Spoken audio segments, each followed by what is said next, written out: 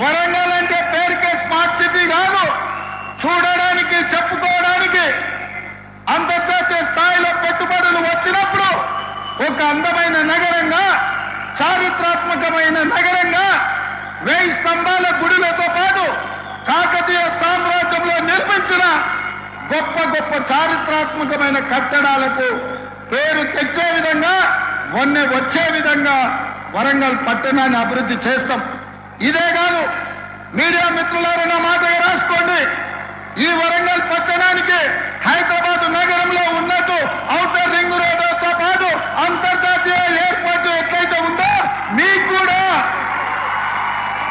Warangal outer ring రోడ్డుతో పాటు మీకు ఎయిర్పోర్టును నిర్మించి సరాసరి విమానం వరంగల్ దించే బాధ్యత మా ప్రభుత్వం తీసుకుంటుంది.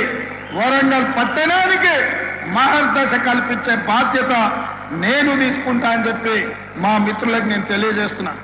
మిత్రులారా, సాధించిన తెలంగాణ రాష్ట్రంలో 10 సంవత్సరాలలో అద్భుతాలు చేసి ఉండొచ్చు, వరంగల్ నగరాన్ని మహానగరంగా మార్చి ఉండొచ్చు. కానీ ఒక చెత్త, ఒక మురికి కూపంగా మీ వరంగల్ కు పట్టిన పెద్ద సమస్య మీ చెత్త. చెత్త ఎత్తే దిక్కులేని ప్రభుత్వం గత 10 సంవత్సరాలు ఉండే.